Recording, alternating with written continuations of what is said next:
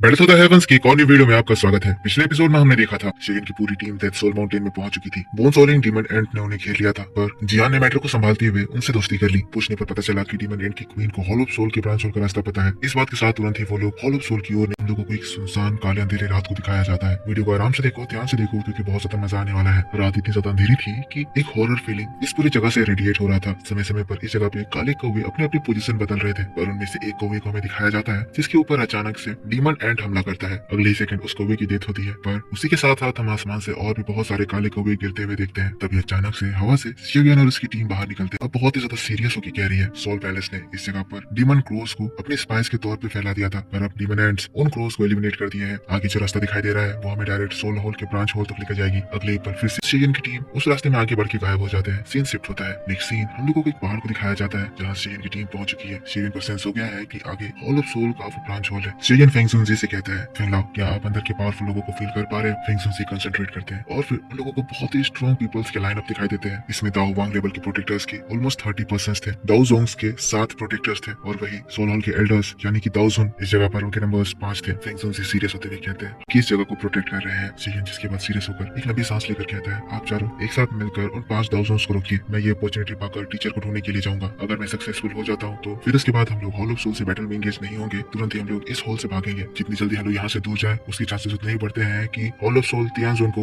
इन लोगों के सपोर्ट के लिए ना भेजे। जिसके बाद जियान की ओर मुड़ता है, कहता है, जियान, मैं चाहता हूँ कि तुम मुझे पीछे से बैकअप देना। जो दाओ वांग है और जो दाओ जोंग है, अपने मैजिक डीमन एंड के जरिए उन लोगों को तुम रोको। जियान खुश होकर कहती है, शियान तुम चिंता मत कर। देता है, कहता है, टीचर मैं आपको लेने आ रहा हूँ। और इसी बात के साथ ये खतरनाक रिस्की ऑपरेशन स्टार्ट होता है। सीन के इस ब्रांच होल को डिटेल में दिखाया जाता है कि कहाँ कहाँ पर किस तरह की सिक्योरिटीज है और किस तरह के अरेंजमेंट किए हुए हैं। हॉल ऑफ सोल का ये ब्रांच होल किस तरह का दिखता है और शियान इस ब्रांच होल में कैसे एंटर कर सकता है। फिर एक्शन तब सोल के ब्रांच होल में भयंकर फाइट स्टार्ट हो गया था। बहुत सारे दाओ वांग्स को तो यूं ही पल भर में इन लोगों ने खत्म कर दिया था, पर जो दाओ जोंग्स हैं वो सब दाओ जोंग्स के साथ मिलकर शेयन की टीम के ऊपर हमला कर दिए थे। शेयन मास्टर याला को बचाने के लिए हॉल ऑफ सोल में घुसने की कोशिश कर रहा था। तब शेयन का स्काई डीमन पपेट इसके ऊपर एक जोरदार अटैक करता है और शेयन उसके हाथों से बाहर निकल जाता है। डीमन पपेट उस टकले दाओ जोन का पीछा कर रहा है, तो ये दाओ जोन खुद को बचाते हुए दाओ जोंग लेवल के प्रोटेक्टर्स को कमांड देता है। कहता है, अपनी पूरी ताकत लगा दो, जाओ उस लड़के को पकड़ो, मुझे कोई एतराज नहीं होगा अगर तुम उसे मार दो। पर टूट पड़ते हैं, लेकिन उसी वक्त वहाँ पर लिटिल फेरी डॉक्टर की एंट्री होती है, क्योंकि तुरंत ही उनके ऊपर अपने पॉइजन फॉग से हमला करती है। जो दाउजन्स हैं ये उस पॉइजन गैस की चपेट में आते हैं। कुछ दाउजन उस जगह मर जाते हैं। कुछ दाउजन्स जो कि स्ट्रॉन्ग है अपने आप को संभालते हुए कहते हैं, हवा टॉक्सिक है, इस हवा से बचते हुए हमें उस लड़की का पीछा करना है। कुछ लोग लिटिल फेरी डॉक्टर से उलझते हैं और कुछ शियन के पीछे भागते हैं। अब सोल के अंदर दिखाया जाता है, यहाँ डरावने रास्ते बने हुए हैं जहाँ पर एक डार्क मैजिक किया हुआ है, पर इन रास्तों के बीच से हम लोगों को एक लाइटनिंग दिखाई देती है। ये लाइटनिंग शियन के भागने से जनरेट हो रही थी। शियन 3000 लाइटनिंग मूवमेंट टेक्निक का इस्तेमाल करके पूरा दम लगाकर मास्टर यालाओ को चारों ओर ढूंढ रहा था, लेकिन तभी वो जो दूसरे दाउजन्स थे शियन तक पहुंच जाते हैं। ये स्पिरिट फॉर्म में एक डरावनी आवाज के साथ कहते हैं, बच्चे तुम सोल पैलेस के अंदर। मास्टर पर जाती है, जिसको देखकर शेयन बहुत ज्यादा इमोशनल हो जाता है। अब आगे